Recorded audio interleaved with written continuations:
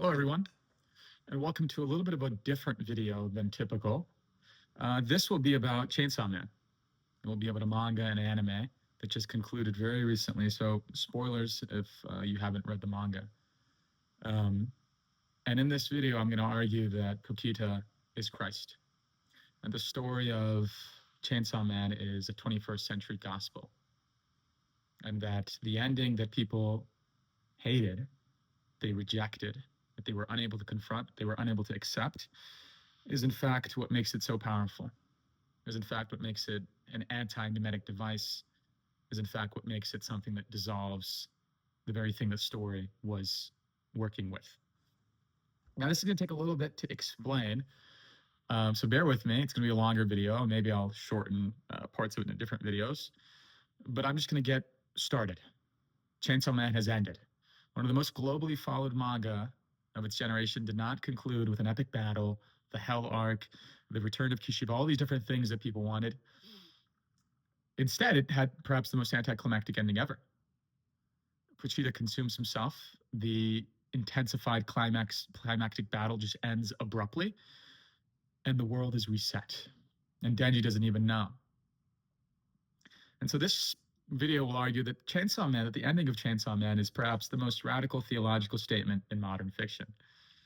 And that Pochita occupied the exact same structural position that Christ occupies in the structure of human consciousness. And that the manga's 232 chapters perform, in narrative form, the same mechanism that the Gospels perform in Scripture. The revelation of the mechanism of human self-deception for the sacrifice of the one who carried the mechanism of self-deception, of avoidance, of dreaming. And the revelation is not for the protagonist. The revelation is for the audience. It's for the reader. The Gospels are for the person reading them. The mechanism erased for the reader is the story itself ending. 231 chapters of projective identification with a hero dissolved by the fiction ceasing to exist. And so there's a few frameworks that I'm going to be working with: the theological, the gospel, the idea of the incarnation, the crucifixion, the kingdom of God as Christ's, one of his most central and most misunderstood claims, the mimetic theory of desire from René Girard and Plato, the idea that people desire what other people desire, which creates community and connection and belonging, but also ends up projecting the contradictions of the rivalries of desire onto a scapegoat, onto an other, onto somebody or something or a group that, if defeated, will resolve our contradictions for us. And then also structural, my own theory of recursive consciousness that I've been working on for some months. And so all three of these, I think, will produce a reading of Chainsaw Man that may shock you. And so another thing before we get started is that maybe some of you will think, Fujimoto, he's not talking about these theological things. You're just projecting your own understandings onto him. Well, if you read Fire Punch, you might know that Fujimoto is very familiar with the theological themes of human connection being the birth of all the drama of human conflict. And he makes this clear in Fire Punch. He makes this clear in Chainsaw Man. And I think that for those who have really, dove deep into existential literature, theological literature, the connections here are very clear. And Fujimoto does a phenomenal job of utilizing just simple characters and simple narratives to depict enormous ideas. Because in truth, the abstract is human. God is a man. And so let's get started. Also, one more thing. Fujimoto confirmed in his companion guide, Love Flower, that Makima, the control devil, fundamentally lacks firsthand experience and that her understanding was rooted entirely in observed knowledge and mimicry.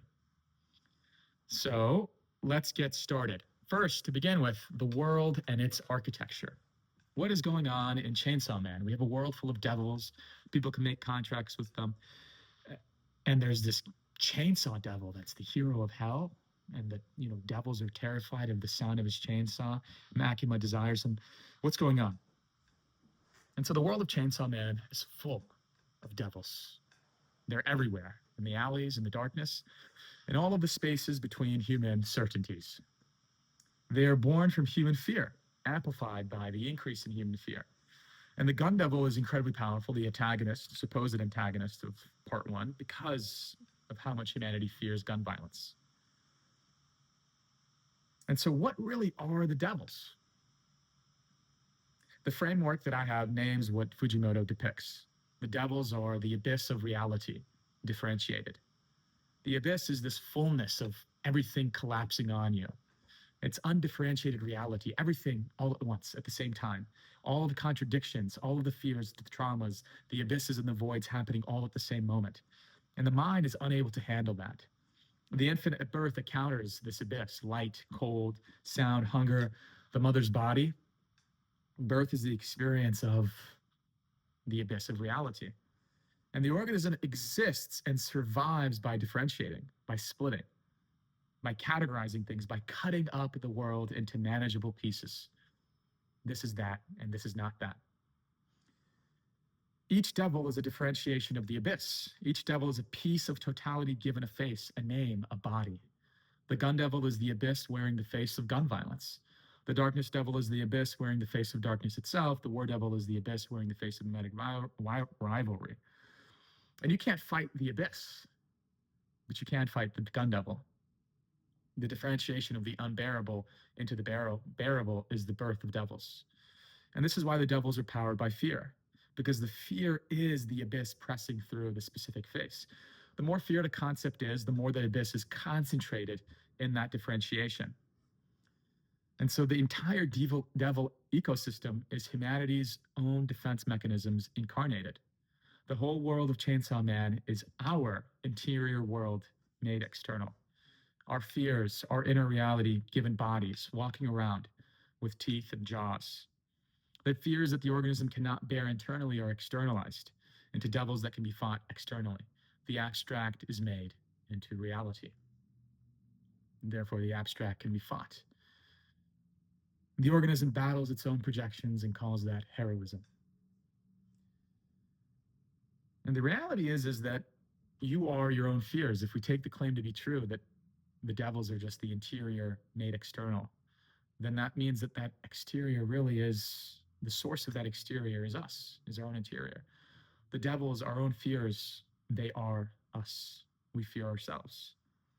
The age of devils that humanity fears and the age of humans that humanity lives in are actually the same thing.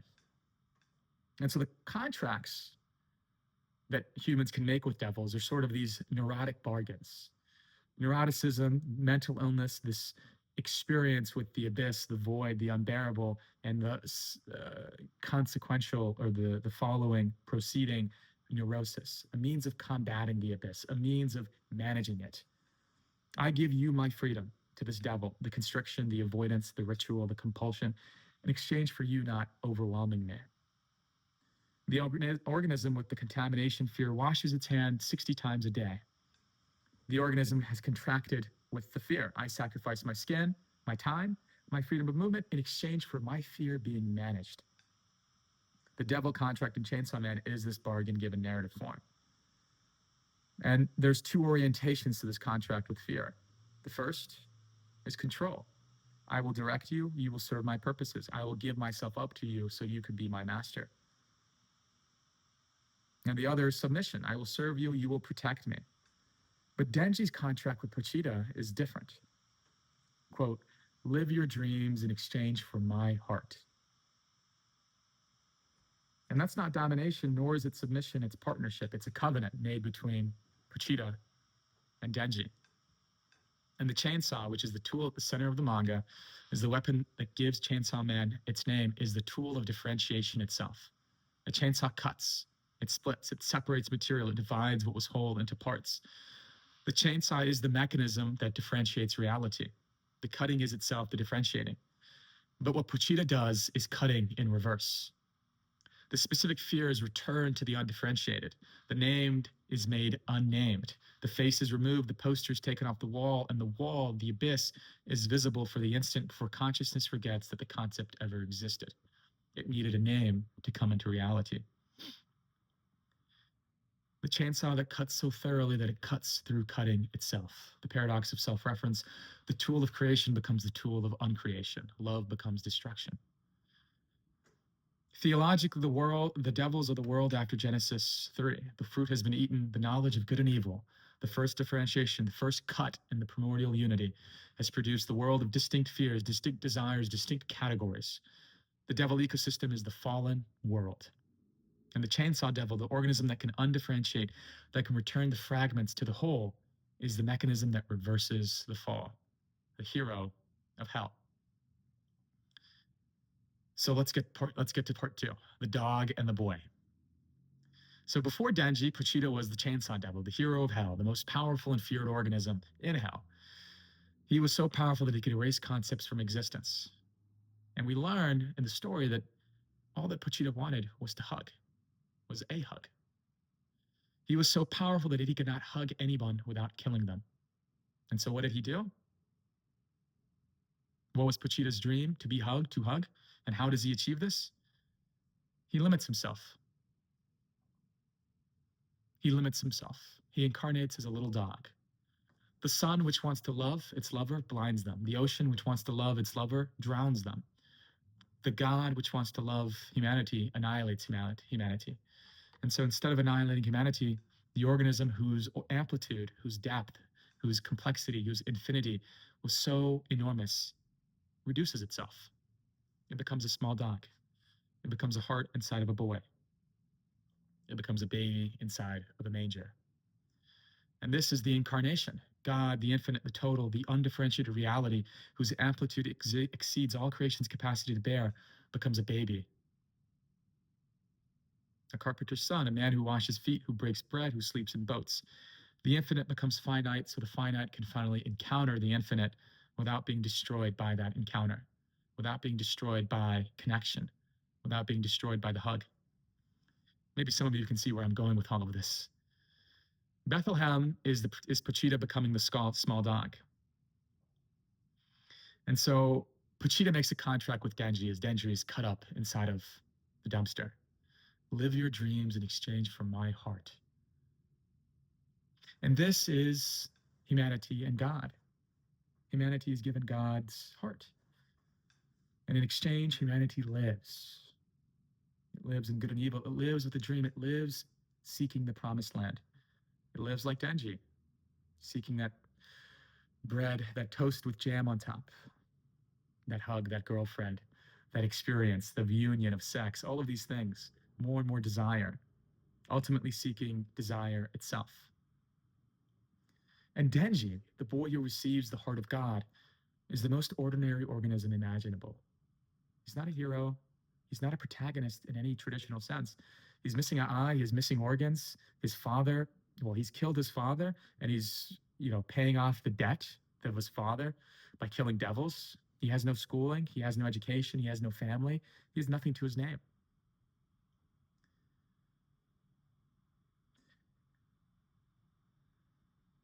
And the truth is that, at the start of the story, Denji wants very basic things.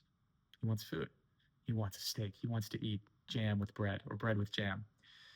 But as time goes on, we see in the story that Denji does not know what he wants. Denji eventually just comes to know what he wants through what others tell him what to want. And towards the end, through what his wiener wants. He is completely distraught by the fact that he doesn't even know what he wants. And Pochita sees this lack of knowing what Denji wants at the beginning. In the penultimate chapter, in the dream field where Pochita and Denji meet for the last time, Pochita delivers the diagnosis: you have the crappiest, the best kind of brain, one that can only find heaven when you're in hell. The organism that can only desire but never arrive, the perpetual motion machine, the organism that is always seeking. Every time they arrive at what they wanted, they realize the emptiness of their aim. The bodybuilder who gets the body that they thought they wanted, that would fulfill them, that would salvage them, realizes the emptiness of it. The collective group of humans that believe they're chosen by God, when the Messiah comes down from heaven and doesn't do what they thought he would do, they reject him. And they continue to seek the salvation, the redemption, the salvific redemption, the achievement of the dream dreamed in the beginning. And Denji's first dream, and the main dream throughout the entire story, is the dreaming of being normal. He just wants to be a normal person. But this contains the crucifixion, the conclusion, the dissolution of the very mechanism of dreaming. Normal people do not dream. Kobeni says this. The organism that dreams of being normal is by default, by the act of dreaming, not normal. The person who wants to be normal cannot be normal. The very act of wanting to be normal makes them abnormal. The dream of normalcy, the dreaming of wanting to be normal, is the very thing that prevents it from happening. And the temporal mirror is placed over the present, and it says, I will be normal when this happens. And that when is the story of history. That when is the 232 chapters of Chainsaw Man. That when is the story of humanity seeking the promised land. And so Makima enters the story the way that every model enters the story of an organism, as salvation. She will save Denji. She will love Denji. She finds Denji at his most desperate, newly transformed, covered in zombie blood, standing in a dumpster with a chainsaw growing from his face. And Makima doesn't just employ Denji, Makima creates Denji. From the moment that she enters the story, Denji's desires are no longer his own. They are authored by her, created by her, triangulated by her. The family that Denji has, the apartment that he lives in, the people that he meets, everything that he does, it's all controlled by Makima. The things that she gives, she then takes. She becomes his god. And this is Girard's mimetic mechanism given a body. René Girard, the French theorist, had a central insight. He said that desire is not original. Desire is triangulated through the model of mimetic desire.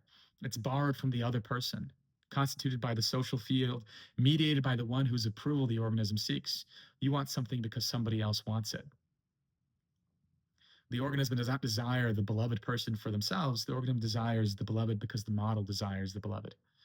And Makima is this mechanism incarnated. Fujimoto confirms this. Makima's understanding is completely rooted in observed knowledge and mimicry. She has never had a firsthand experience. She has no face. She's purely a mechanism of desire that desires desiring. And Makima's plan is the mimetic mechanism operating at maximum sophistication. She gives Denji Aki and power, family, belonging, the things that he never had, the things that he wanted. He gives him the happiness that he was always in search of. And she gives him these things deliberately. And that's the thing. The very ability to give those things enables the ability of taking them away. The constitution of desire and the annihilation of satisfaction, both acts serve the same function. Control. God as a master and the human as a slave. The relationship between Denji and Makima is like that between God and the Old Testament. And what you have is, well, somewhat similar. But it's the relationship between a slave and a master. And the slave that is in love with their master, that wants what they want because the master tells them to want it. And we realize what Makima's deepest dream is: to be an equal. The master wants to be an equal to the slave. And that's why she's so fixated on Pochita. And this relates to, for those of you familiar with philosophy, Hegel's dialectic of the master and slave, but we see it all around us. The one searching for an equal. You know this perhaps in your own experiences. You can't love somebody that doesn't really understand you, that is not your equal in that sense. If there's that imbalance, it doesn't feel real. She's seeking what Pochita was seeking: to be hugged, to have an equal relationship. And that's the tragedy of it all, is that Makima's deepest dream is the one thing that the mimetic mechanism itself can structurally never produce: equal relationships. The mechanism of control cannot be in an equal relationship. You cannot have genuine connection, because all connection is mediated through the gaze of the other, through manipulation. And so Pochita tells Denji all Makima wanted to do was build relationships on equal ground. But she could not, because she was the control devil and someone would always be afraid of her. The mechanism desires what the mechanism itself prevents. Denji wants to be normal. The wanting to be normal is what prevents being normal. Makima wants an equal relationship. The wanting of the equal relationship prevents it. The control devil, the projection desires the encounter that the projecting makes impossible. The control devil cannot have equal relationships because control is the mechanism that prevents equality. The organism that constitutes others' desires through domination can never be desired genuinely, because every desire directed at the organism is the organism's own control reflected back. Makima is just surrounded by mirrors. And every love is her own projection wearing the other's face. And this is just the narcissistic loop at the civilizational scale.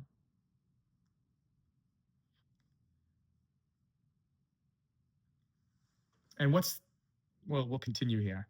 And so Makima succeeds in her whole plan. She triangulates Denji's desire. She has him want all of these things. The various assassins from various parts of the world come and try to defeat Makima. They cannot.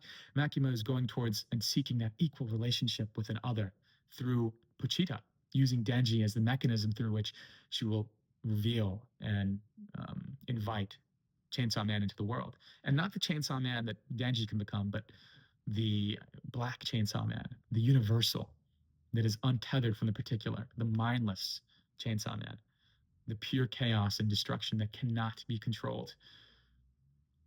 And Makima's plan succeeds. She, through killing Power and Aki, has Denji lose his mind. He's broken. His dreams are shattered. Everything that he sought has been taken away from him, and now he no longer knows what to do at all. He's become a complete and total slave. And from that wreckage, the Chainsaw Devil emerges. And it's not Denji. It's not the hybrid, human and devil, particular and universal. It's the Chainsaw Devil. It's God himself, the thing that cannot be controlled. And the devils worship him. Some devils attack. Some devils worship him, kneel before him, serve him, call him the hero of hell. Blah, blah, blah, blah, blah.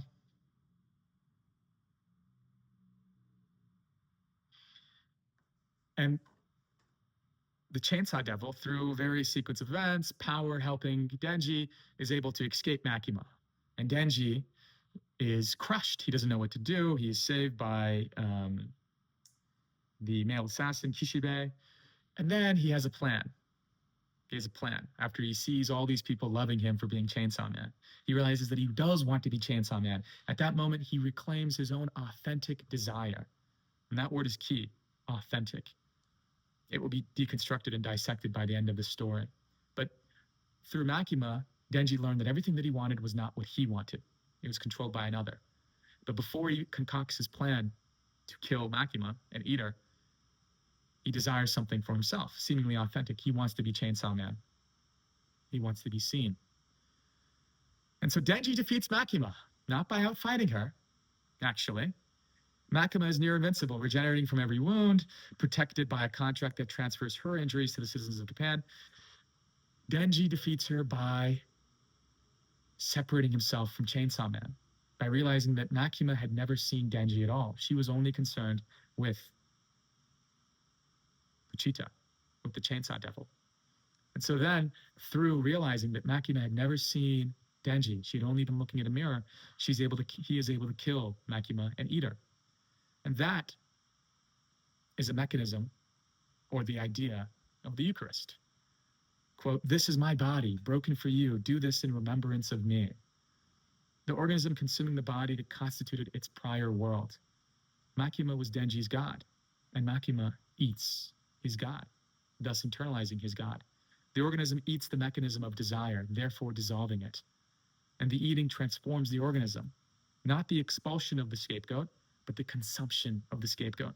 The organism takes the mechanism into itself. It internalizes it. And the mimetic model is not rejected, but ingested, integrated, incorporated, digested.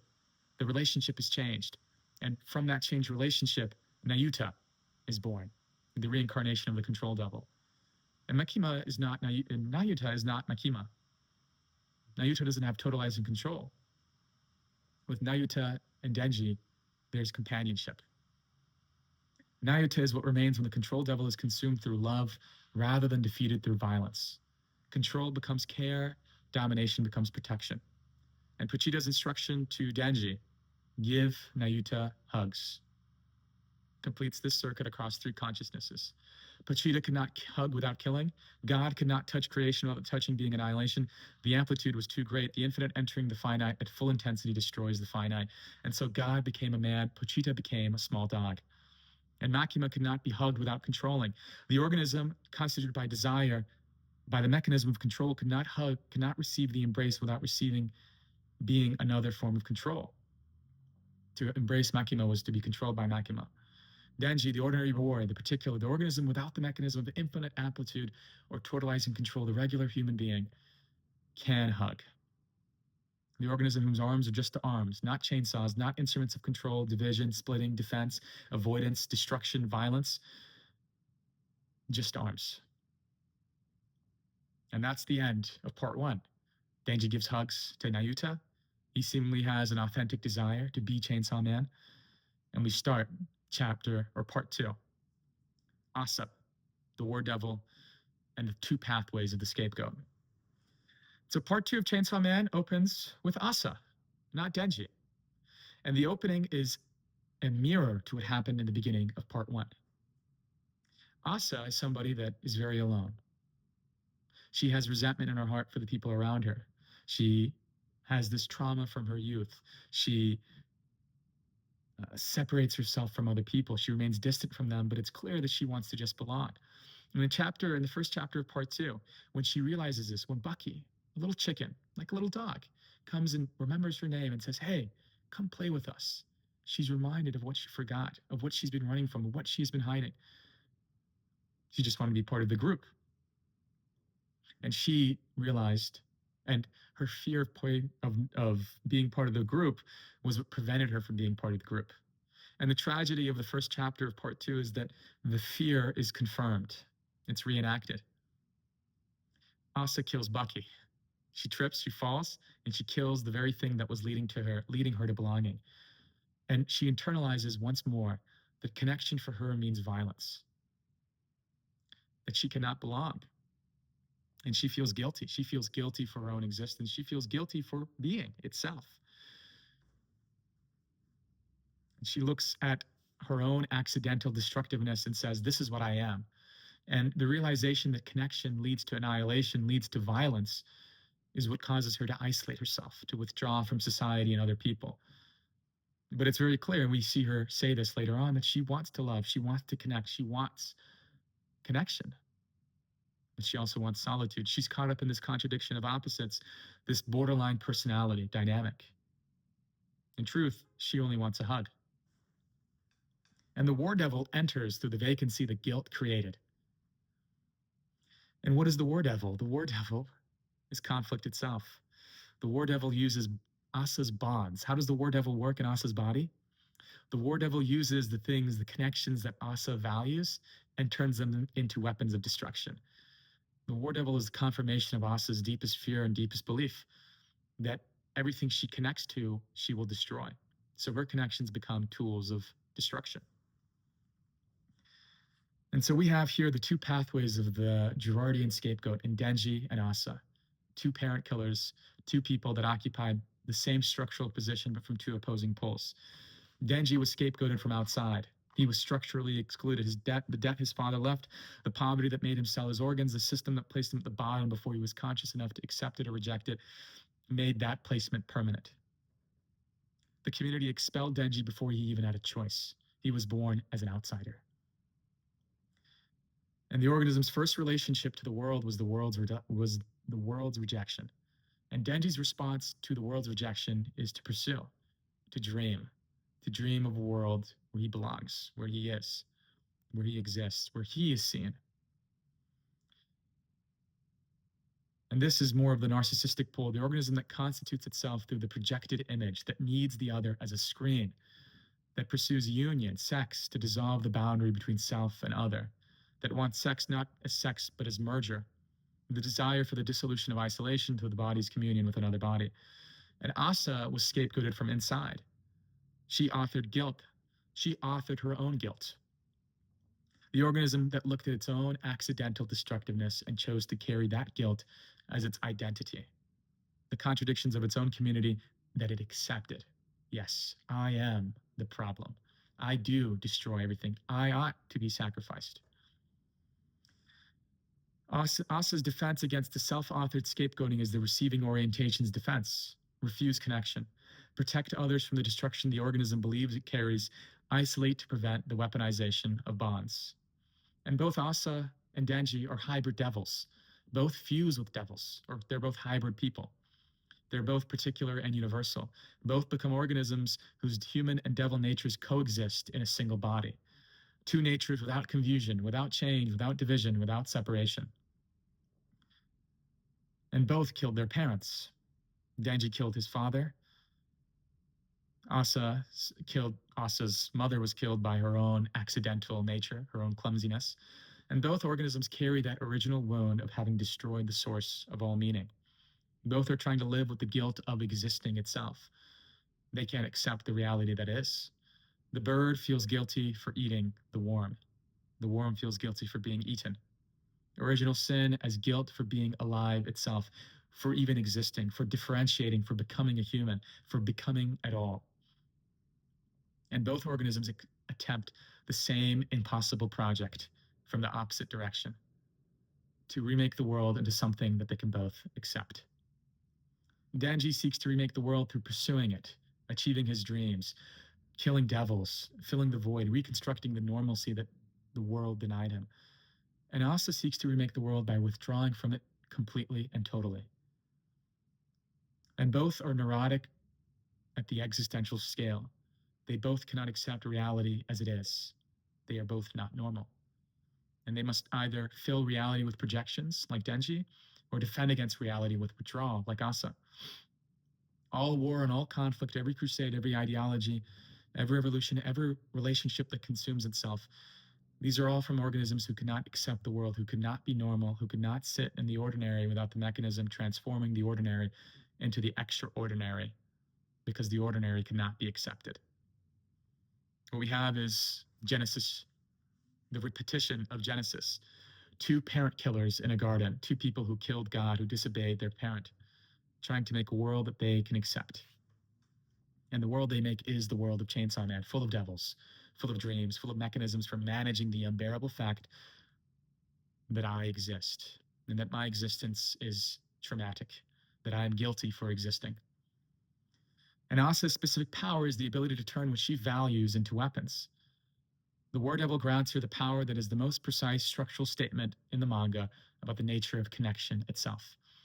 The more that Asa values something, the more powerful the weapon it becomes. The deeper the bond, the sharper the weapon. The more she loves, the more destructive the love becomes when it's weaponized. And this reminds us of Pochita, the ultimate weapon that annihilates everything that it seeks to love.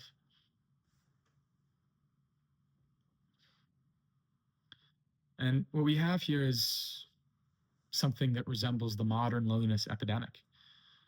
We don't have the absence of other people. Other people are everywhere. What we have is the absence of connection, because the connection is either consciously or subconsciously recognized as dangerous. The screens that mediate our connection are the organism's mechanisms for managing the danger, the psychological defense mechanisms we built, the narcissism, the borderline nature. It seems like every person now is either borderline or narcissistic. Every person's ex is either narcissistic or borderline. In fact, those two things are the exact same thing. Is because we are all trying to defend ourselves from the reality of what we actually desire, connection. And the more frightening that connection, the more sensitive we are to what we want, the more destructive our behavior in the world. At the end, Denji throws down the chainsaw. We all have our chainsaws in hand. We're all splitting and denying. Melania Klein, Lacan, all the psychologists talk about this. And so let's continue before we get to the end. Pochita and war are mortal enemies. That's not a coincidence. Why is that happening? Why is war so caught up with Pochita? Why does it want to fight the Chainsaw Devil? Why are they mortal enemies? Maybe because they're lovers. The manga establishes this as a fact of the narrative. The War Devil seeks to prove that she is more fearsome than Chainsaw Man. The Chainsaw Devil partially consumed the War Devil during their past battle, weakening her. Why are they enemies?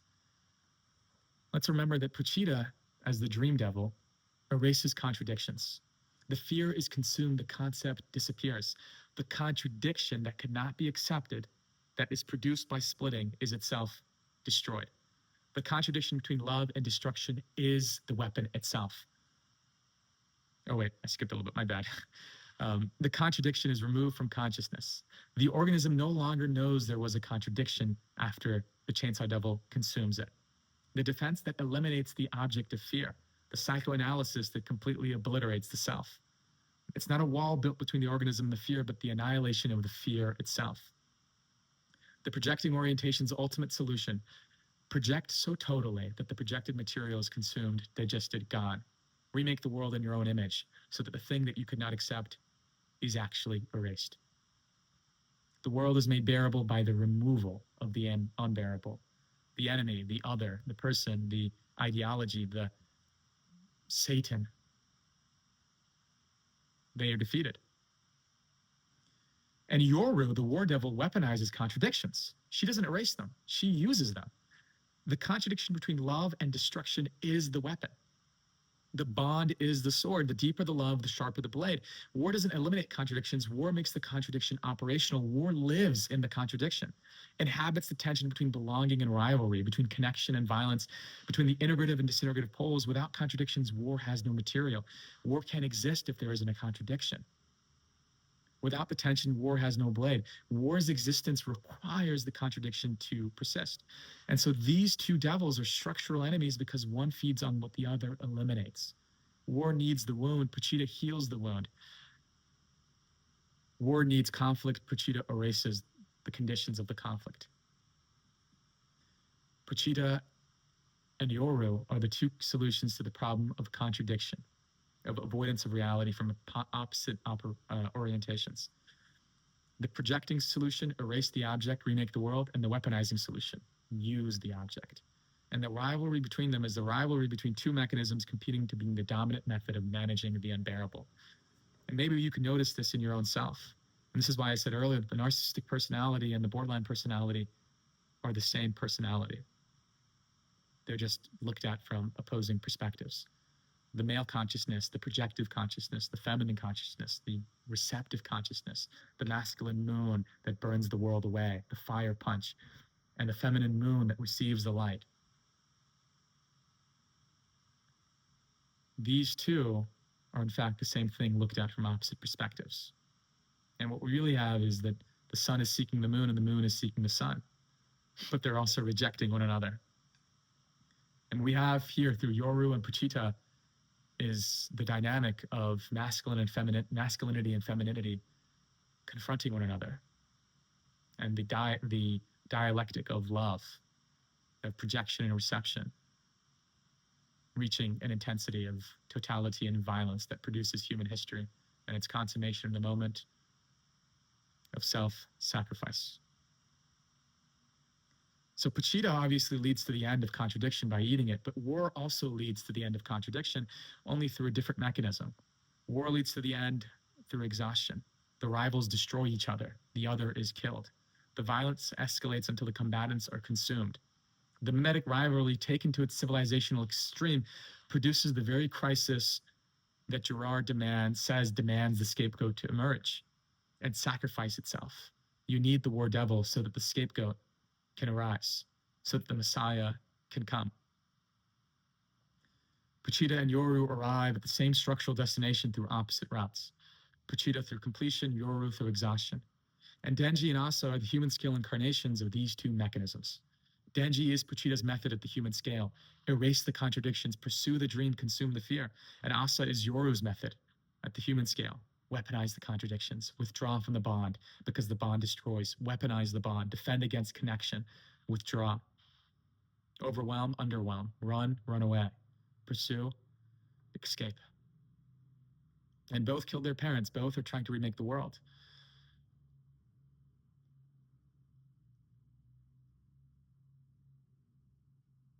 And this is why the Chainsaw Devil is so feared.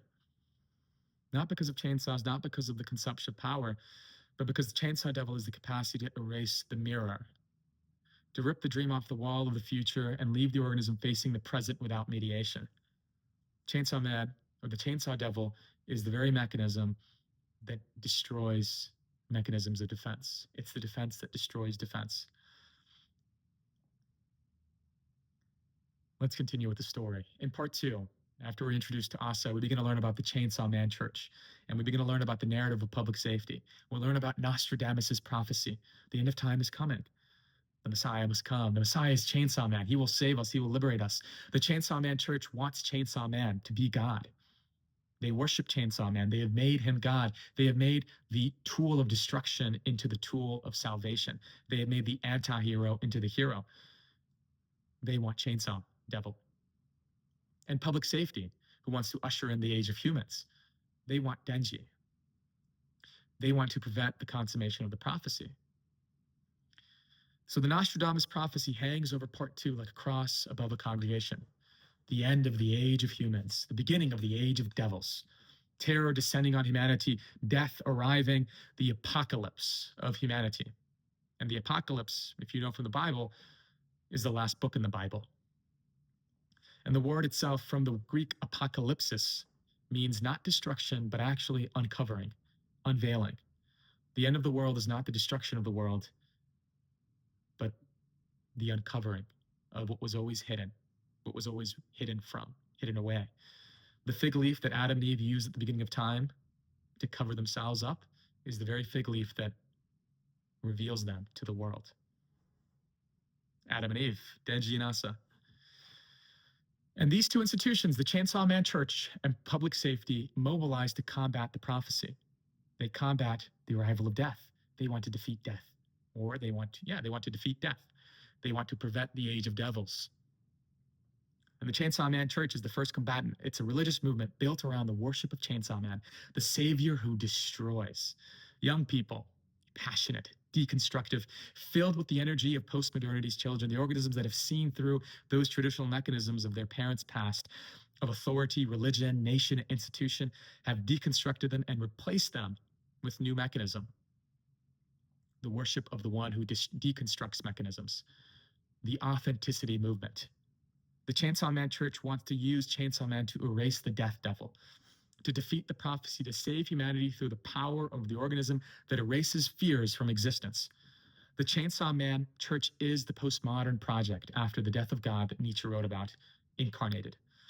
It is the community that has deconstructed all received identifications, all received desires, and that now projects its collective depth onto the figure of the authentic individual, the outsider, the genius, the savior who cuts through every single lie.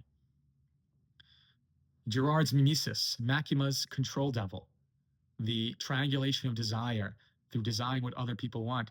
The worship of Chainsaw Man is the worship of the anti-mimetic, the thing that dissolves desires, the thing that deconstructs desires, the thing that destroys devils.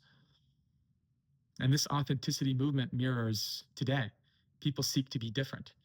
In human history, we all sought to be the same. We want to belong. And today, our belonging, our sense of belonging, our desire to belong is itself mediated through wanting to be different. And that wanting to be different will lead to its own end, but I'll get to that. The anti-mimetic becomes the mimesis, the school of people who leave, the school of outsiders, the worship of deconstruction as the new construction, the paradox of self-reference, the cutting which cuts cutting, the paradox of consciousness incarnated in a church. And public safety is the opposite side of the pole. It's the institution that manages devil hunters, that maintains social order, that operates the machinery of the state. Public safety wants Denji, not Chainsaw Man. Public safety wants the particular, the human, the controllable. Public safety offers Denji the normal life he has been dreaming of all of this time. Go to school, stop fighting, be human, live. And obviously Denji tells Yoshida, no, I want to be Chainsaw Man because I want the women. But now Denji is looking after Nayuta. And Denji is really valuing this life that he has. And he's facing that tension within, that contradiction. I have this life that I thought that I always wanted. But can I live without a dream? Ask yourself that question. So public safety is the institutional project. Oh, wait, let me continue. So public safety offers Denji that normal life that he's always been dreaming of, and the safety of Nayuta. Public safety gives the organism the dream's content without addressing the mechanism that makes the dream necessary, the inability to accept the present. Public safety is the institutional project of our own day incarnated.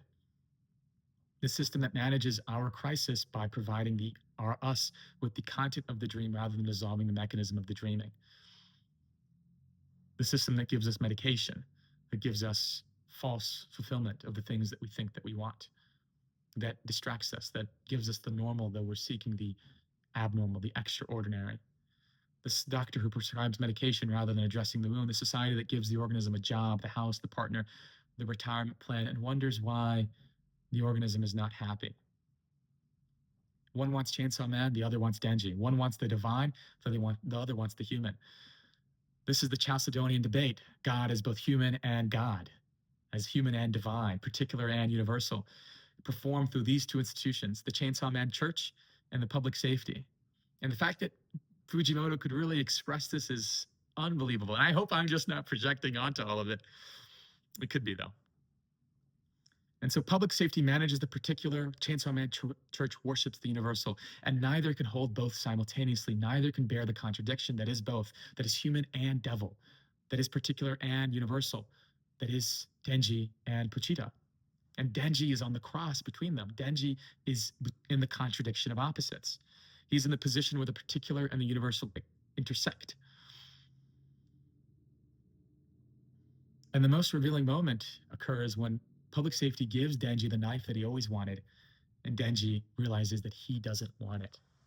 He realizes that it's empty. And this is the logical crucifixion of the dream of normalcy, lived rather than provided. Denji, by obtaining the thing that he always wanted, discovers the emptiness of that thing. The bodybuilder who took all the steroids to become as big as they possibly could, to get what they wanted, to be with all the women, to obtain the affirmation that their body dysmorphia, or to obtain the affirmation that they didn't have, to fill the existential void that they called body dysmorphia. And when the bodybuilder achieves everything that he thought he wanted to achieve, if he doesn't self-destruct at that point, realizes the emptiness of what he had been pursuing all this time. He realizes that what had really fulfilled him, what had really given him meaning, what had really given him life was pursuing. What had really given humanity, the Jewish collective, us human organisms, all this meaning, all this time, was not obtaining the dream of salvation, was not arriving at the promised land, was not the kingdom of God arriving. It was the fact that it would one day arrive. As long as we live in hell and hope for heaven, we can continue to live. But if you give us heaven, we humans, we can't live. And this is Fujimoto's main critique. Humans can't accept reality. And so let's continue. Denji is given normalcy. He is given the promised land, but the promised land is found empty and desolate. The treating of symptoms does not heal the wound. The wound is the mechanism. The mechanism is the organism. The organism is the dreaming. We don't have a self. Our self is the dreaming of having a self. Dissolve the dreaming, and then you have no self left. And so you need to keep on dreaming. You need to find a new dream. You need to become a perpetual motion machine. The self without the dream, the present without the future. My friend told me, and you'll be watching this video, my friend, Mohan. I'm just going to say your name. He told me one day, a long time ago, and when I was in a deep depression, that he doesn't necessarily dream for a better world. He dreams for a world in which he can dream of a better world. And he told me this 2 years ago, back in April or June of 2024. And I've never forgotten that. And that really is what has been the device of my own life and what I have been continually been realizing recently. And it's so fruitful that Chainsaw Man ended like it did. And so the organism, the inability to accept reality is the engine of all neurosis, and my own neurosis. I've written multiple books, and my writing was my means of sustaining my life. The inability to accept reality is the engine of all dreaming, all conflict, all history. We rev up that engine within us, that chainsaw, when we can't accept the world around us, and we keep on dreaming. The organism that is given the abyss directly, normal life, stripped of the dreaming, cannot bear it. The organism returns to dreaming the way the addict returns to the substance, not because the substance is good, but because the reality without the substance is unbearable. And the prophecy, the Nostradamus prophecy, the end of the age of humans is fulfilled through the combating. The Chainsaw Man Church, trying to use Chainsaw Man to erase death, produces the conditions under which death must be confronted. Public safety, trying to keep Denji normal, produces the conditions under which Denji refuses normalcy. And this is the gospel structure. The very things that try to prevent the prophecy unfolding enable it. And so what we have, the Chainsaw Man Church and public safety combating back and forth, back and forth, back and forth, intensifies the arrival of the prophecy. And we enter in to the four horsemen arc: famine, death, Makima, control, the death of Nayuta, and Denji's losing of self and his collapse and the intensification of violence between him and Yoru. The escalation to death, the end of dreaming. Part 2 escalates. The mechanism intensifies at every level. The dreams get larger, the fears get more primordial, the violence approaches the civilizational threshold. Makima makes Michigan weapons and all these crazy things. Not Makima, Asa. And the four horsemen, control, war, famine, death, are not four separate threats. They are the four faces of the same mechanism. The mimetic dynamic differentiated into four aspects the way the individual devils are differentiations of the abyss of belonging that seeks fulfillment. Control is the mimetic model, the force that tells the organism what to want, that constructs the organism's inner world with the power of being seen, that manages the contradiction between the organism and reality by controlling which pieces of reality the organism is permitted to encounter. War is the mimetic rivalry, the mechanism by which shared desire becomes shared violence. Famine is the void, the lack that drives the desire, and the emptiness that the organism fills with borrowed dreams. The hunger for meaning, the hunger for self, the hunger that is the organism's engine. And death is the abyss, the ultimate fear from which all specific fears are differentiated, the ground of the devil ecosystem, the darkness that powers every devil because every fear is ultimately fear of death. Death is the fundamental condition of every differentiated consciousness, the one thing that we fear more than anything else. And death is not a specific threat, it's the condition of being unable to accept life. And the revelation that the search produced is perhaps the most structurally sophisticated move in the entire manga is that the famine devil has been the death devil all along. Famine was death. The void was the abyss. The hunger was the finitude. The organism's insatiable desire for the future and the organism's terror of its own mortality are the same mechanism from opposite orientations. Famine says that the present is not enough. Pursue the future. Death says the future will not arrive because the organism is finite. And famine, as death, was trying to prevent the prophecy, trying to help Denji live a normal life, trying to fulfill the conditions of his contract with Pochita. Part 2's arc is the dream cycle at the civilizational scale, approaching its own breaking point, the psychosis of authenticity. Denji oscillates between happiness and despair, the manic depressive rhythm of the organism that achieves the dream and encounters the void and pursues the next dream and encounters the next void, the bipolar individual. The loop tightens, the dreams get larger, it becomes more intense, the depressive crashes are more intense, the falling is greater, and the rising is greater. The intensity increases. Denji talks about a perpetual motion machine, always needing a new dream to live for. Everything is intensifying. During his final confrontation with Yoru, Denji fully merges with Pochita, becoming Red Chainsaw Man. Denji as Red Chainsaw Man is the hybrid at maximum integration. And through the Justice Devil, Denji arrives at the recognition that will prepare the ground for everything that follows. The worst thing that he had done, the worst thing that had been done to him, he had done to another. The wound and the wounder collapse. The organism that has been scapegoated recognizes that the organism has also been scapegoated, or that the organism has also scapegoated. The projected upon realizes that the projected upon also projects. The wound is the circuit, the breathing between projecting and receiving. And the dove appears with Yoru at the end of their battle, the image of peace carried by the war devil. Not war without peace, not peace without war. The dialectical pair that cannot exist without each other. And the bird feels guilty for eating the worms and for surviving. And then we get to the ending. As the conflict intensifies between Denji and Asa, and Denji eats the death devil, he eats the death devil, and all of the plague occurs. The plague devil arrives because the insects can reproduce without dying, and he eats the plague devil. Says it tastes like shrimp. And then all these primordial fears are unleashed, and Asa and Denji are gonna have sex, and then all these devils are coming, and Denji's gonna kill them. Just at that moment, just when you think that the dream has been achieved, what Denji has wanted this entire time has happened. Just when Denji and Asa, who have traveled in their inner world and seen the traumas they had when they were kids, who realize that they're both parent killers and realize that they can make a world for themselves. Just at that moment, it ends.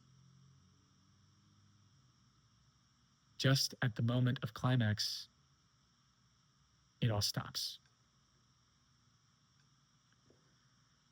A thing taken to its extreme produces its own dissolution.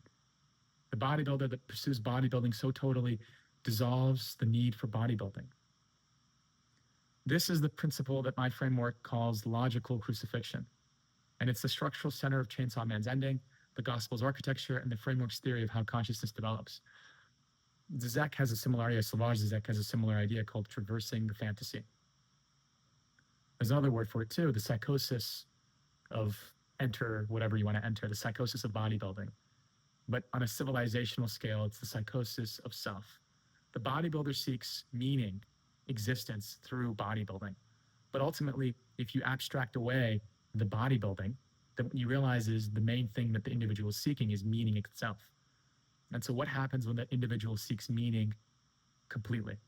What happens if the person dreams about dreaming itself? They dissolve the dream.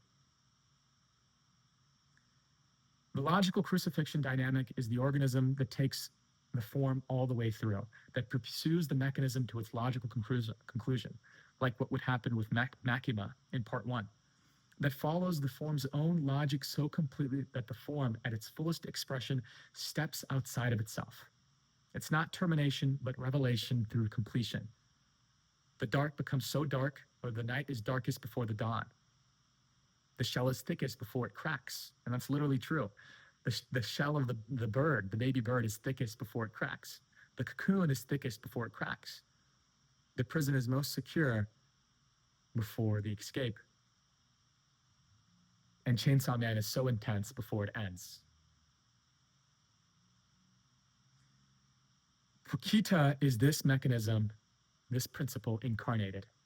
In the dream field, the space between death and what comes after, the space where consciousness meets itself without mediation, Puchita tells Denji the truth the mechanism has been concealing across 231 chapters. You had the crappiest, the best kind of brain, one that can only find heaven when you're in hell. The organism that can only desire but never arrive. The organism that can only seek but never obtain. The organism whose dreams achieved produce only the void that drives the next dream. The mechanism of erasing the consumption of fears, the removal of contradictions, the defense that eliminates the object of defense has not produced peace. The fears erased kept returning. The devils kept reconstituting. The violence kept escalating. The erasing was deferring rather than resolving, managing the abyss rather than facing it. Puchita's dreams for Denji had been fulfilled. Food achieved, a girlfriend attempted, a normal life given by public safety and refused. Sex approached and interrupted by death itself. Every dream on the original list has been pursued to its logical conclusion, and every conclusion has produced the void again rather than the peace. The organism has dreamed every single dream, and the dreaming has produced only the recognition that the dreaming was what was at stake all along, not the solution, not the arrival. And so Puchita does the unthinkable. Puchita eats himself. Puchita crucifies himself. Puchita kills himself. Puchita sacrifices himself. Puchita rips out his own heart. The Chainsaw Man devil devours the Chainsaw Man devil. The eraser erases the eraser. And the completion reveals what the mechanism was concealing all along, that the erasing was never solving anything, that our avoidance of reality was never solving anything. It was only leading to greater and greater avoidances. That the defense against the abyss was itself the main obstacle to the kingdom. Puchita could complete the logical crucifixion because Puchita had breath, the love for Denji. Christ had, into thy hands I commend my spirit. The organism entering the logical crucifixion held by the relationship to the Father. Puchita had the peace sign, the final gesture, the organism entering the self-erasure held by the love that makes the completion productive rather than destructive. Keep on dreaming, Puchita tells Denji, in a world without me. The final instruction from the mechanism to the organism the mechanism served. Keep on dreaming, but now in a world where the mechanism of erasing dreams has been dissolved. The dreaming that remains after the mechanism's dissolution is the dreaming that knows it is dreaming. Denji knows he is dreaming. The mirror becomes glass. The logical crucifixion of the mirror is glass. The end of defending yourself is the end of defending yourself. The book of Revelation in the Bible, it's the conclusion of the story of Adam and Eve, the people who killed their parents, who covered themselves up to escape the trauma of what they had done, finally uncovering themselves. And so the timeline resets. Denji wakes up in his shack, covered in blood, coughing from the organs he sold, the eye patch still covering the eye he traded. He's the same boy. He's still in poverty. The same Dami devil is approaching. The same beginning. A recurrence. But now, Pachita is no longer there. The mechanism is gone. There's no longer a Pachita to make the contract. No chainsaw devil to transform into. No erasing power to consume the fear. The organism faces the zombie devil with a chainsaw, an actual chainsaw. And the organism is saved, this time, not by divine power, but by power itself. The girl who liked his smell, who did not need a mimetic mechanism to constitute her desire of him, her friendship with him. Just a creature that liked his smell. A bond that was pre-mimetic, pre-language, pre-bodily, pre-dreaming. A bond that was merely a bond. And Nayuta appears, not Makima, the control devil without the totalizing control. The mechanism has been consumed and it has returned transparent. It has become glass. The bodybuilder sees what the bodybuilding was about all this time. The human sees what humanity and history was about all this time. They see what it means to be at the beginning and the end, to become the beginning and the end. Nayuta runs public safety openly, going to school, managing the devil hunters without the manipulation that constituted Makima's regime. And Denji, fighting devils at school, catches Asa before she falls. The fall that would have killed Bucky, the fall that would have triggered the guilt, the isolation, the vacancy, the war devil's possession, the entire spiral of part 2, Asa's suffering, Yoru's occupation, the weaponization of connection, the escalation towards apocalypse, prevented by a boy grabbing a girl's arm, by hugging somebody else, by putting the chainsaw away, by putting the defense mechanism away. The most ordinary gesture in the manga producing the most comprehensive salvation. Not the erasing of the threat, not preventing the wound, but just being there at the right time. And Denji throws down the chainsaw to catch her, and this must be received, really, at its full weight. The chainsaw is the mechanism of differentiation. It cuts, splits, separates. And the organism drops the mechanism of separation in order to connect. The splitting is thrown to the ground so the arms can hold. God becomes 2 in order to become 1 again. The organism that once saved others for recognition, for the mimetic reward of the hero's gaze, for love, for the women, now saves without the mechanism of heroism operating. Not Chainsaw Man saving a girl, a boy holding someone who was falling. Someone who was falling. Someone who was falling. The mimetic desire has dissolved. The act was performed without the model's approval, without the need for anything, without the projected identity directing the act, without the mechanism mediating the connection. And Asa thanks him. And Asa calls him Chainsaw Man because he was fighting with a chainsaw. And now the name is emptied of its original content. It's become glass. Asa sees Denji, and Denji sees Asa. The name that once carried the entire weight of the mechanism, the identity, the heroism, the mimetic rivalry, the worship, the scapegoating, the entire story of Chainsaw Man, it's just a word now. The Messiah. Thank you, Messiah.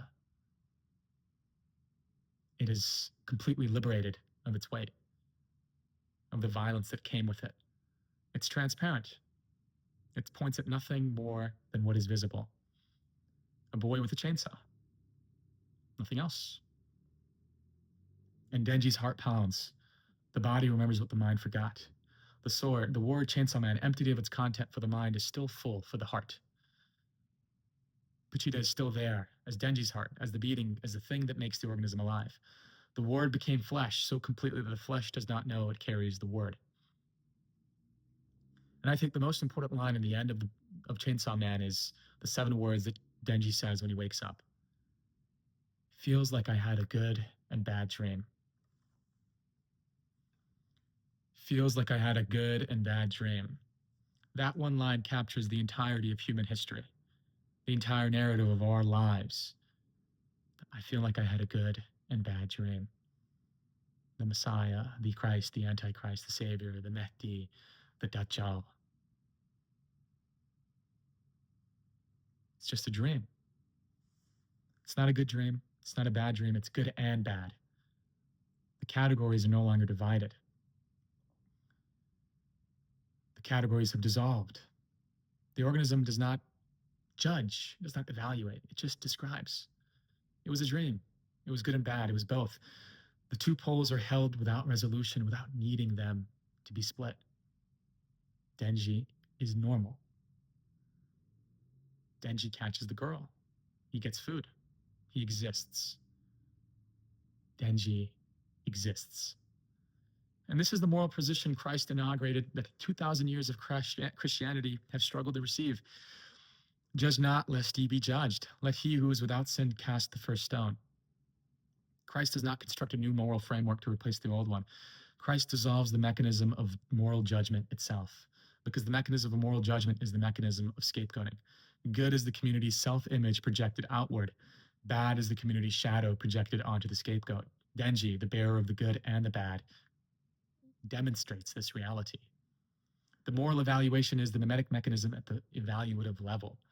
Dissolve the mechanism and the moral categories dissolve. What remains is not amorality, but simply action, embodied life. And the reset timeline is the hypostatic union.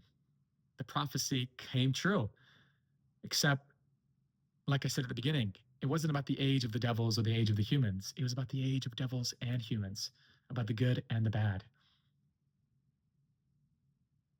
The promised land has arrived. The end of time happened, and devils and humans are still here. The two ages that the prophecy had placed in opposition are actually still present. They're part of the same age. The devils are still there. The fears are still real. The human and devil coexist in the same world, not because the devils have been defeated, not because humans have become transcendent or God, but because the mechanisms that place them in opposition have been dissolved. At the end, Denji also says he wishes he only had good dreams, wishing for playing games, eating with a girl, going to school. The organism still dreams. The dreaming does not stop. The desire does not evaporate. What changes is the relationship to desire itself. The organism dreams and lives. The organism dreams while awake. And so the parallels have been accumulating over an hour and 7 minutes. And now I just want to share a number of these Christ and Pachita connections. And I hope that, the context that I provided will be able to connect these things for you, the reader and the listener. The incarnation, Pachita, the organism whose amplitude killed everyone it hugged, reduced himself to a small dog, to a heart inside of a boy, so that the organism could finally connect without the connection being lethal. God became a man. Bethlehem is the dumpster. The covenant. I choose you as my chosen people. I shall lead you to the promised land. Live your dreams in exchange for my heart. God gives humanity the heart, the capacity for life, for growth, for the drive that propels the organism through the darkness. Denji gives, or Pachita gives Denji, the heart of dreaming. The constitution of desire. Makima constitutes Denji's desire the way the law constitutes the religious organism's desires, telling the organism what to want. Makima is the law. Makima is the Pharisee. Makima is the mechanism that prescribes love and prevents love simultaneously. And Makima is the mechanism that had to be fulfilled. Christ came to fulfill the law. The Eucharist. Denji eats Makima. The organism consumes the body of the mechanism that constituted its world. The organism eats the law. And then the body eats itself. God eats himself. The scapegoat. Pachita carries the contradictions the community cannot bear. He erases fears, removes concepts, absorbs the abyss into himself, and eliminates it. He is the Messiah. He is the Savior. And Pachita, like Christ, reveals the mechanism by undergoing it at the absolute, not by being expelled, but by erasing himself. The scapegoat that dissolves the mechanism, the scapegoating mechanism, not through the community's act, but through his own act, by willingly sacrificing himself. The victim who is not victimized by the community, but who chooses the cross. No one takes my life from me. I lay it down of my own accord. Pachita was not killed by the community. Pachita ate his own heart. The self-sacrifice is the revelation. Pachita destroys the dream. The prophecy fulfilled unexpectedly. The Jews expected the Messiah to conquer Rome and usher in the kingdom of Israel. Chainsaw Man viewers and readers expected the Hell Ark, expected all of these things, expected Chainsaw Man to have various things. The ending was underwhelming. The reader could not accept what had happened. The Jewish believer could not accept that God had died, that God had crucified himself. But that is what the kingdom is all about. The kingdom of God is at hand, not ahead, not in heaven, not after death, at hand, here, in this room, in this meal, in the companion, in the food shared with the people around you. Christianity's most radical claim, the claim that separates it from all religions, that the kingdom of God is not a destination but the present. And Christianity goes a step further. Christianity is the anti-mimetic device itself. It is like Pachita. Those who follow Christ, those who follow Christianity, dissolve their own desires. And they dissolve the desire of desiring itself. They eventually become the God that crucifies themselves. Modernity is the psychosis of self. We, people who live during this time with tumultuous relational lives, with all of the emptiness of our vocational life, our cultural life, everything has been taken from us. We have nothing that gives us meaning. And so we seek meaning all the more desperately. We project out into the future. We are more religious than any other age that has ever existed. We project out into lovers, into jobs, into all of these various things. We can't accept the world as it is. We identify with Chainsaw Man. We want to be like Denji. We live through Denji. And when Denji annihilates, when Pachita annihilates the story of dreaming, the narrative of heroic salvation of self, we can't accept the reality. We have to take ourselves to our logical crucifixion. Everyone has to crucify themselves by experiencing the psychosis of self. And that is really what it means to be a Christian. The hug. Pachita's dream was to receive a hug. God's dream, the incarnation's purpose, is to be touched by creation without the touching, destroying creation. Denji can hug. In the end, he hugs Asa. God became man so that man could do what God could not, connect.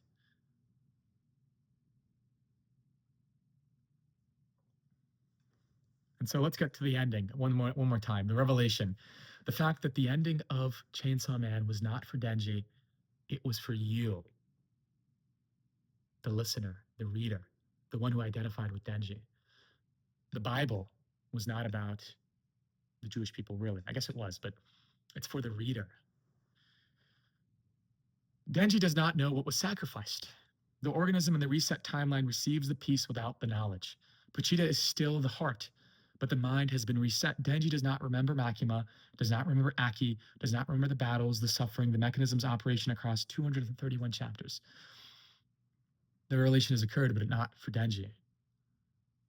The revelation is for the reader. The Gospels are written for the reader. The mechanism is exposed to the audience. Pachita already knows. Pachita told Denji the truth. You were happier before. Pachita sees the mechanism. Pachita chooses the self-erasure consciously. Pachita crucifies himself. Denji does not receive the revelation. Denji is reset, spared, returned to a beginning he does not recognize as a return. But we, the readers, the audience, we receive the revelation. We saw the erasing fail to produce peace. We saw the mimetic desire constitute Denji's identity. We saw the scapegoating and the projecting and the mechanism at every single scale. We watched Asa weaponize her own connections. We watched the dreams Denji pursued and found empty and the void always driving the next dream. And we saw ourselves and we said, what's next? What is our salvation?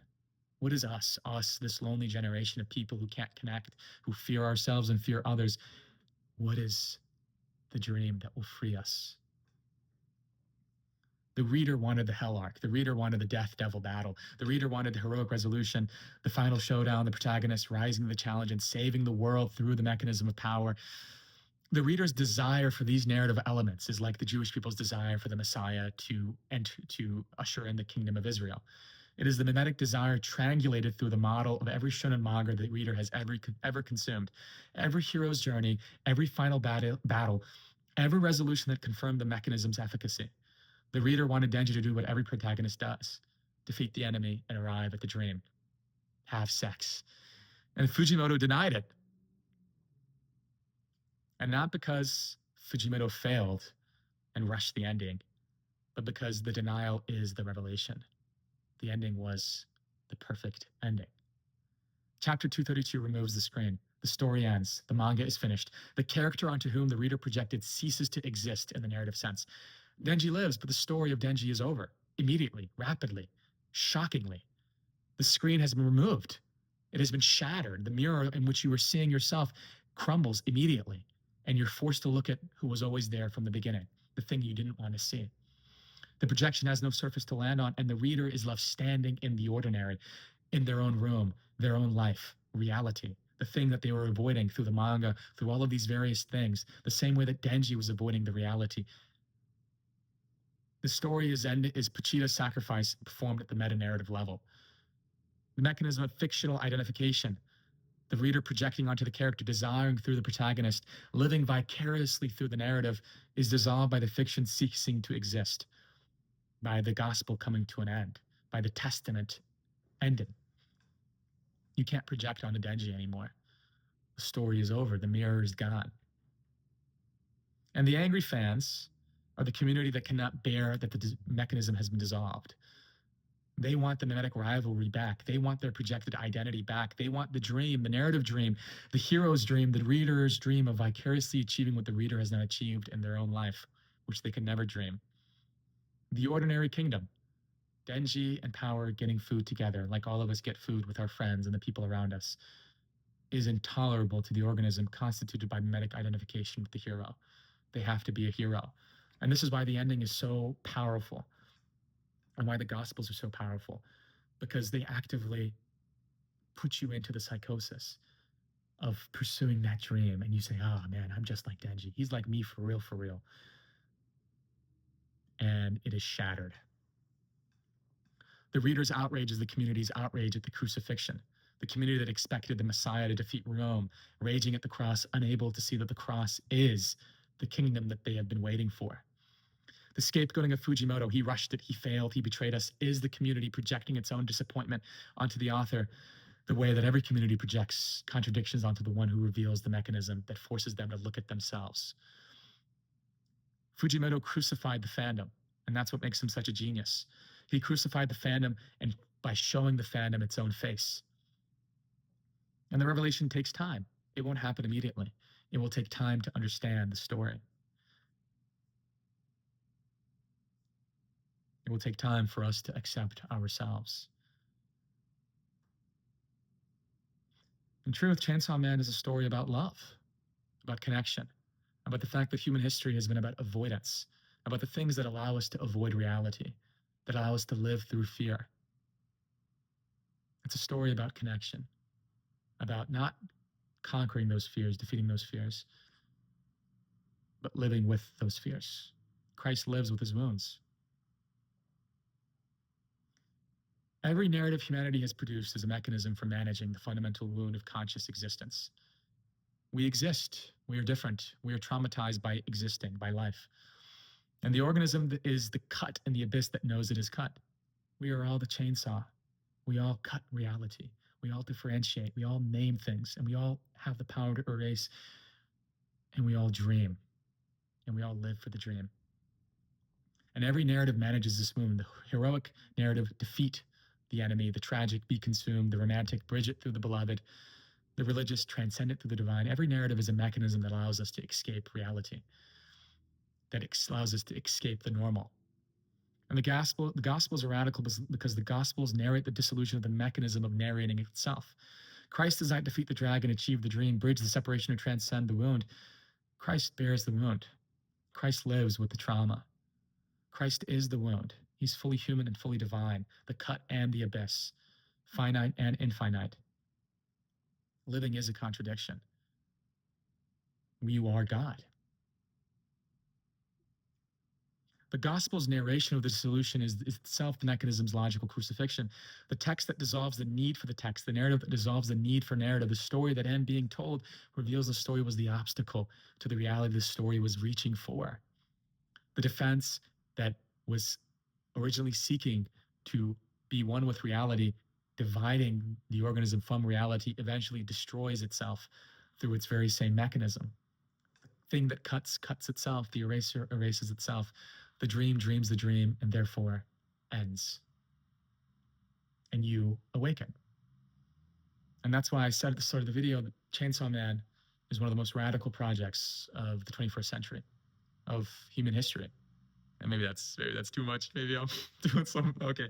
But it is, because it demonstrates the mechanism of desire. It forces you to confront yourself.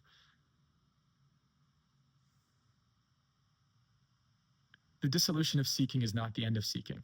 The dissolution of seeking is the organism that seeks while knowing that seeking is the promised land.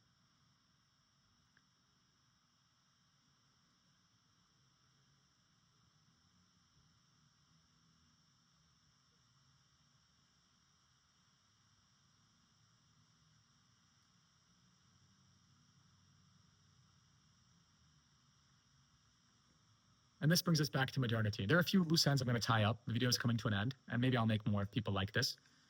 If people have the attention span to be able to listen. And but like I said earlier a couple times in the video, the reason this story is so powerful is because we're all living it. We're all living these dreams of connection, of salvation, of heroic affirmation, of achieving what we wanted, of becoming the thing that we wanted to become. We're all dreaming of becoming ourselves through some mechanism, through some person, through some thing. We are projecting fullness into something in the future, but we don't ever recognize that that fullness is in us. And the psychosis of modernity, the seeking of authenticity, everyone's talking about be authentic, and authenticity is the answer. And what does that really mean? My hypothesis, and part of what I'm writing on in my personal projects, and I'm going to publish some books soon, is that authenticity is the anti-mimetic mechanism. It's Pochita. The person who's trying to be authentic is Chainsaw Man. And the end of being Chainsaw Man is the death of Chainsaw Man. Authenticity is the seeking of self. I want to become who I am. Nietzsche.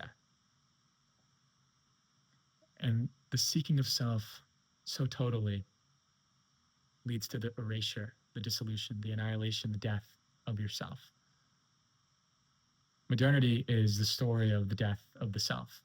The book of Revelation in the Bible is a story of humanity projecting more and more deeply, more and more mimetic desire, more and more, you could say, Babylon, more and more dating apps, more and more promiscuity, more and more lack of depth, inability to connect fully,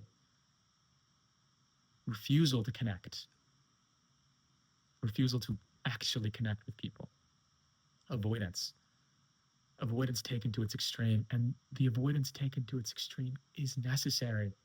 The avoidance taken to its extreme, the intensification of violence that happens at the end of Chainsaw Man, we're living that collectively as a society, not with Iran and Israel and all these things. And yes, but also here, now, in your friendships and relationships, in your fear of connection and your desire for connection. And really, the reason the story is so powerful is because it can't be explained. You can't tell it to somebody in a video like this. I'm only trying because the story is a meeting mechanism. And maybe you can get it because you experience the context. You experience the desiring through Denji. And you experience the end of that desiring. But ultimately, we all have to seek ourselves in order to crucify ourselves. The shell is thickest before it cracks. And that's kind of the end of the video. A story about connecting. Asa and Denji, two of the same people, two insecure people seeking to belong, seeking to connect, seeking to live, seeking to be seen, operating from two opposing consciousnesses, this male and female divide that really is the same thing at the core. The avoidance of others is the avoidance of ourselves. I dreamt of becoming myself, and thus the achievement of myself was the death of myself. One must wake up to make a dreams a reality. Who has dreams? The one who cannot bear to be awake. Normal people do not dream. And so I had some extra ideas that I had compiled, some loose ends that I wanted to share. One, Aki. Why isn't Aki in the ending? What's going on? the reason Aki isn't in the ending is because Aki's entire story was constituted through Makima's mechanism of mimetic desire. If you remember when Denji opens a door and Aki is the gun fiend and they're fighting, but Aki isn't really there. He's in the past when he was playing catch with his brother or playing catch with Denji. And he remembers the moment Denji kills him, he remembers what his original trauma was, what led to all of this to begin with. Aki just wanted to play catch. Asa just wanted to connect. And because at the moment, at the end of the dream, Aki realizes what was at stake at the dream. At the end of the desire of desiring, when the desire dissolves itself, you see what you really wanted to begin with. And really, it's just a story about being alone and the unbearableness of being alone and how reality living is a story of being alone. And Aki's not in the ending, because Aki's story was the story of Makima. And in the new ending, Aki has his own story.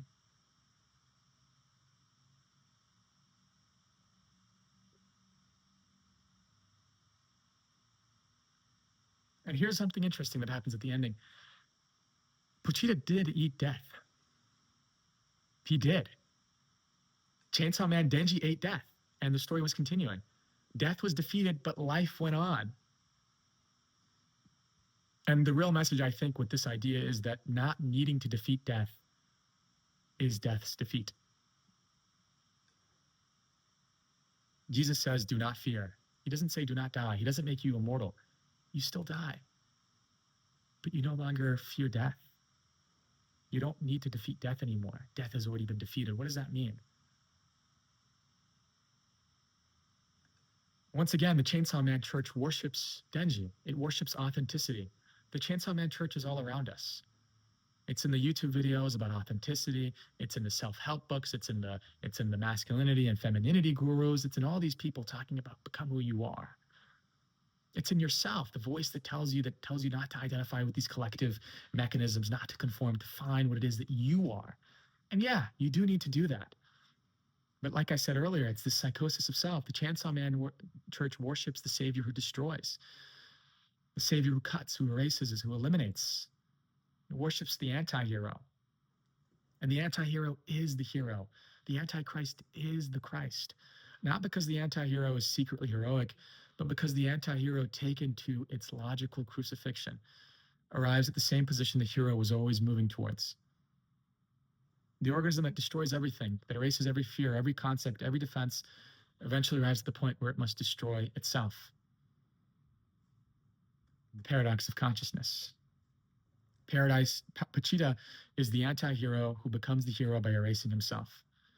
The organism that saved through destruction saves ultimately through self-destruction. Christ saves through self-sacrifice. What does it mean to be forgiven for your sins? What does it mean to be forgiven for existence? And I've been planning on making a lot of videos articulating my view of Christianity and the depth of the ideas there.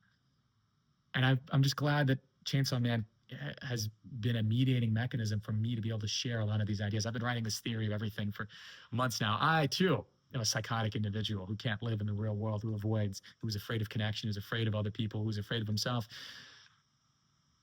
but lives with that fear, or is trying to at the least, and is trying to help other people do the same.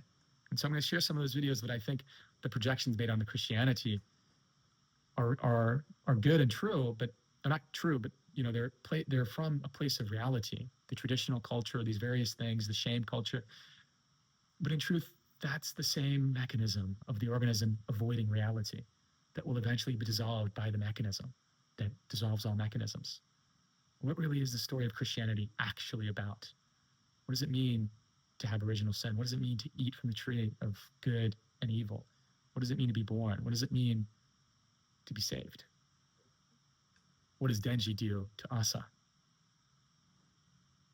And the Chainsaw Man Church, the organism that worships the Antichrist, rather than saves, who negates rather than affirms, who cuts rather than heals, is worshiping the Christ without knowing it.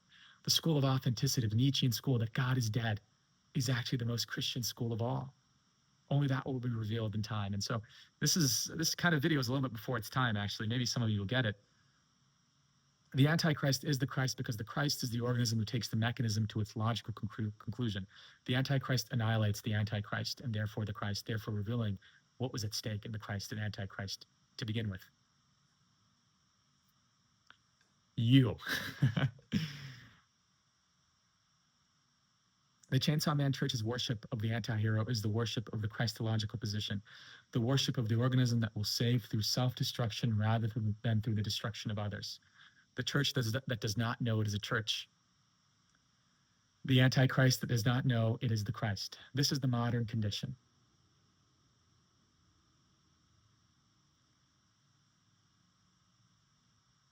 Chainsaw Man is not a manga that contains theological parallels.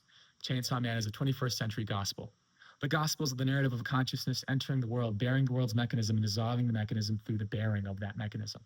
Written in the first century in the medium of oral tradition, becomes scripture by consciousness that experienced the event and recorded it for the community that would carry the revelation across 2 millennia. Chainsaw Man is the narrative of a consciousness entering the world, of the limitless becoming limited, bearing the world's mechanism of scapegoating, of contradictions, of erasure, of salvation, and dissolving the mechanism through the bearing itself. Written in the 21st century in the medium of manga by a consciousness that has been pressing on the same questions across multiple works, the mechanism and its dissolution, the organism that cannot stop being what it is, and arrived at the gospel's structural positions through a different door. Well, it's the last thing I have to say. Thank you, Chainsaw Man. Thank you, Fujimoto, for this phenomenal story. And I might make some more videos compressing some of these ideas. For those of you who listen fully all the way through, let me know what you think in the comments. Let me know if this hits. Let me know if it doesn't. If you're familiar with Chainsaw Man, or if you know people who are, send them a video. If it's too long, I'll try to make shorter ones. I'm sorry. It's just I struggle with short form content. I'm either like super long or super short. But I'm trying. I'm trying my best. And yeah, if you have questions, put them in the comments.